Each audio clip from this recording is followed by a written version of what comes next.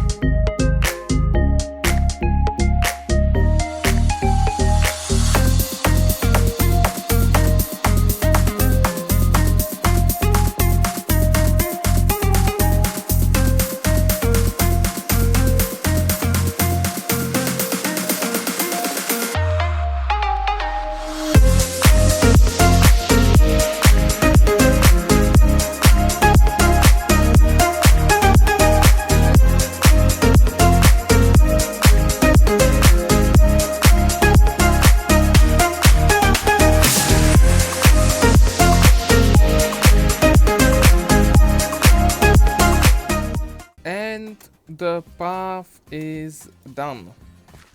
And also some time passed since I've actually recorded it, me building this path, because university did kept me busy for a while, but now I have some time to finish, well, not finish, to continue this road and basically build this area up how I want. So let's jump into the time lapse of this great expansion right now.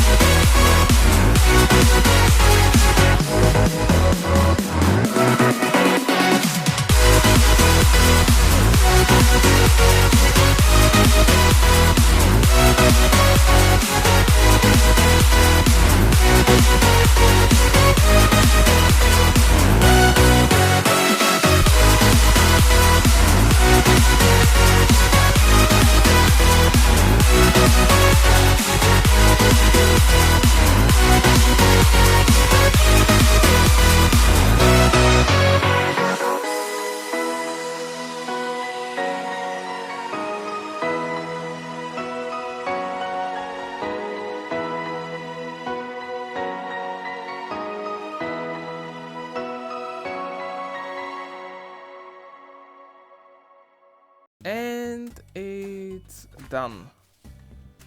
This whole area, at least everything I've planned for this area to build in this episode is built. The only thing I maybe plan to add is a cherry blossom tree right in that place to kind of tie the tower to the rest of the base, since this part of the base is very much of a different vibe with the non-cherry roofs, specifically the mangrove roof of the bridge and the amethyst roof of the tower, which in my opinion makes sense. It's a magical tower with the enchanting table in it. It should be, you know, special in a way. And we still have the cliff, which really ties it together with the base, but I think a nice cherry tree here would just be a nice perfect touch.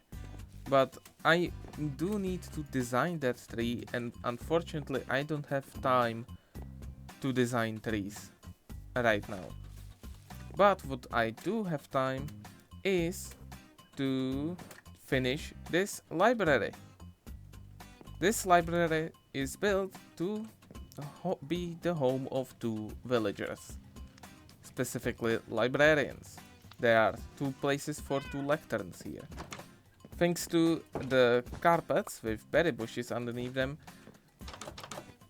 the villagers will stay in this house and they will not leave, so they can be partially free roaming and partially just live their life in their nice library.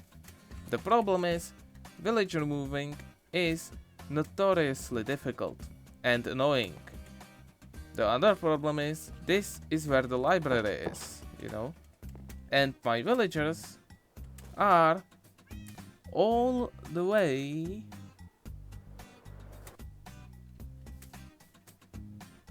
here.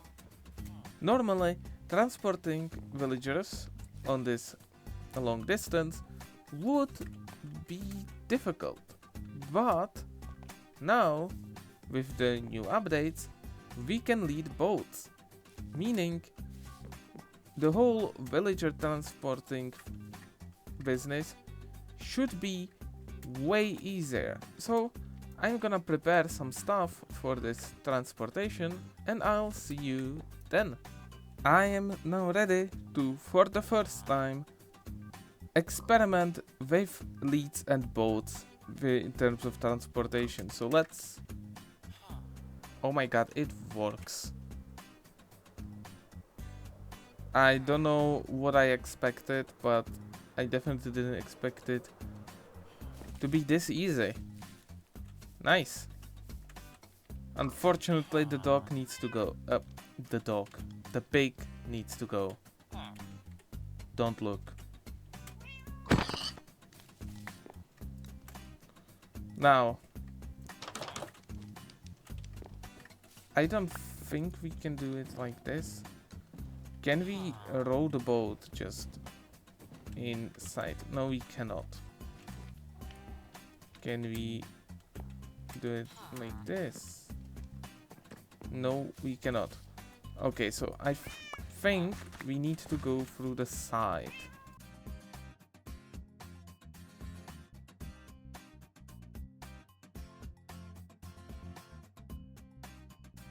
Nice. Okay. So I think we need to make a second boat and now do the same thing for the second villager. So let's make a boat. Yeah, let's use the cherry wood that we have here. And let's get a second villager. Well, I was planning originally to take my Unbreaking 3 villager. However, the Unbreaking 3 villager, which was closest to here, was in this church and someone killed him. I don't know who, but someone brutally murdered the man, and so I kinda don't have a better villager now. So right now I have multiple villagers there, and instead of putting the most useful enchants like I did with the mending one, I'm gonna try to level them up and see if any of them will sell lanterns. And then I'll again catch you up with another flight with another villager. Okay, so I got the villager. In the end, the one that I got my looting free from has lanterns.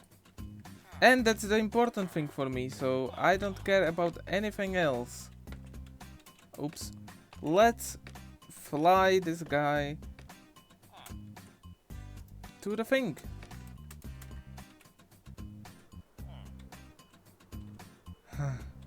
This is so much easier than needing rails or any other way of moving villagers.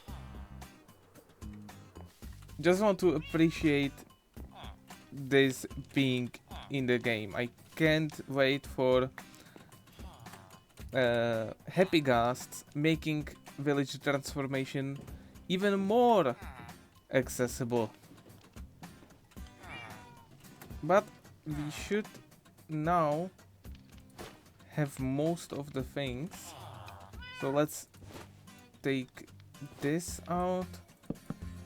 Let's close it like this, and let's get the second lantern. Not lantern, a lectern. Okay, now that we have the lecterns here, we can just hit these villagers open and put the 2 lecterns here. And they should enjoy their new living condition with their lecterns, their cats, their smoker to, you know, have the library nice and warm. You annoying one. And of course, they can also play with the doors, but they will never leave. And with that, I think this is it for this episode. I think we've done enough work, personally. We built this whole cliffside right here, this whole bridge, the tower, this library, and moved the villagers in it. And of course, we added 1 more tree. So I think for the end of the episode, let's make a new map. This one is from episode 1 plus the path. So let's add one for after we did this. I just recorded a whole segment with the oopsie of forgetting to press the record button. But we now have the new updated map of the area. What we now can do is let's replace the old map with the new one like this. I want the old map to still exist. I might make like in one of the houses like the whole area of the maps, since I'm planning to finish this base in probably episode 4. I think that could be enough of the starter base. There would be only 4 maps. I think this is the end of this episode. I hope you liked it. I hope you like the new addition to the starter base. If you do, don't forget to like, comment and subscribe. We are getting really close to hitting 100 subscribers, and that would be something I never expected to actually manage. And I'll see you in the next one. Bye!